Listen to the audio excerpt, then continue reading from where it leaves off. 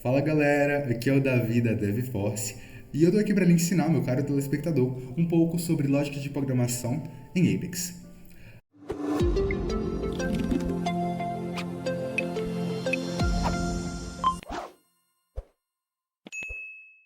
Bom, primeiramente, o que é o Apex, né? O Apex é a linguagem de programação utilizada pela Salesforce no desenvolvimento de aplicativos, na automação de processos, no processo de construção das próprias triggers. É uma linguagem que é muito fácil de ser usada, foi otimizada para o uso dos aplicativos Salesforce. Ela tem uma sua estrutura e síntese muito parecida com o Java, e ela é integrada com bancos de dados, o que ajuda, por exemplo, a você manipular registros diretamente por códigos Apex. Aqui na nossa aula a gente vai dar a introdução sobre o conceito de programação e eu vou aproveitar e utilizar do Apex para lhe fornecer, caro espectador, esses ensinamentos. Como é que a gente mexe em códigos Apex pelo próprio Salesforce, né? O Salesforce ele oferece uma ferramenta chamada Developer Console. A gente vem aqui nessa engrenagem na nossa organização. Nessa engrenagem clicamos em Developer Console. Quando a gente clica em Developer Console, abre aqui essa página, que é o que a gente vai estar utilizando para poder estar fazendo nossos códigos em Apex. Então, como primeiro assunto, eu gostaria de explicar o que é uma variável, beleza? Mas antes disso, de explicar o que é uma variável, só ensinando a vocês como é que se cria qualquer arquivo em Apex. Nós vamos aqui em File, beleza? Clicamos em New e vai aparecer várias opções para criar componentes Lightning, página Visual Force, Trigger e aqui nossa classe Apex, beleza? A gente vem na classe Apex e damos um nome para essa classe. Aqui vai ser app2, porque já tem um app criado. Então aqui a gente acaba de criar a nossa classe em Apex pelo Developer Console, que é algo simples. Então, beleza galera, o nosso primeiro tópico, que é a base de qualquer programa, basicamente, que são as variáveis. Variáveis, no contexto da programação, são um espaço alocado na memória física ou virtual de um computador que serve para armazenar dados. O seu nome se dá justamente pelo fato desse seu valor estar sempre mudando. As variáveis elas permitem que a gente faça referência a qualquer valor pelo nome e torna a vida do programador extremamente mais fácil, porque ele não vai estar precisando lembrar sempre daquele valor. Torna o programa mais prático e mais fácil de ser lidado, ok? E aí, como é que se cria uma variável em Apex, né? Bom, caso você tenha dúvida, estou na guia anônima. Se você quiser abrir a guia anônima, você vem aqui em Debug, Open Execute Anonymous Window, ou Ctrl E, e vai estar abrindo essa janelinha aqui, que é para teste, basicamente. Aproveitando que estamos falando sobre variáveis e eu vou estar criando variáveis, vou entrar logo no assunto de tipos de dado, porque variáveis elas podem ter vários tipos, podem ser de vários tipos. Por exemplo, se eu quiser criar uma variável do tipo inteiro, eu venho aqui e faço integer,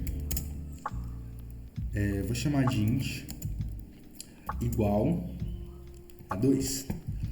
É assim que cria uma variável do tipo inteiro em Apex. Aqui eu estou armazenando o valor na variável int 2.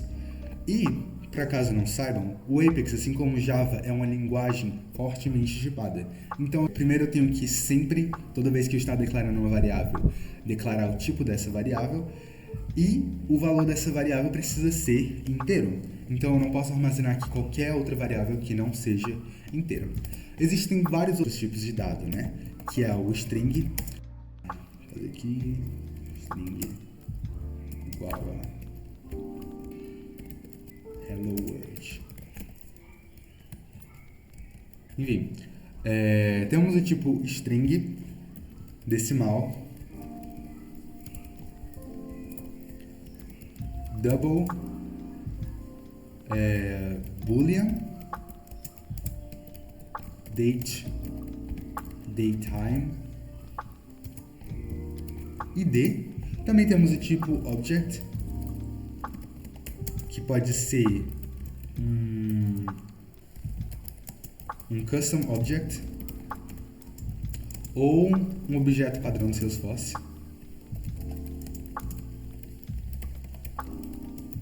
Temos o tipo SObject. Basicamente, esses são os tipos utilizados. O ID e o Object são mais para assunto de classes, objetos, etc. Enfim, esses daqui, os de cima, são os tipos mais utilizados assim para criação de variáveis. O tipo integer é para inteiros, o string ele é para uma cadeia de caracteres, né? O decimal ele é para números quebrados, racionais com vírgula. O double também, só que ele tem uma diferença que ele consegue números maiores. Temos o boolean, que ele vai ser utilizado para valores lógicos, que são true ou false, verdadeiro ou falso. Date, que vai dizer uma data específica, e o datetime, que vai dizer uma data e um horário específicos. Ah, galera, e perdão, o Apex ele não aceita aspas duplas, ok? Então, para criar variáveis do tipo string, a gente vai estar utilizando aspas simples somente. É uma escolha dos desenvolvedores da linguagem, né? Eu não sei explicar bem porquê. Como eu disse, as variáveis elas armazenam os valores no espaço, na memória, certo? E aí esse valor ele é guardado.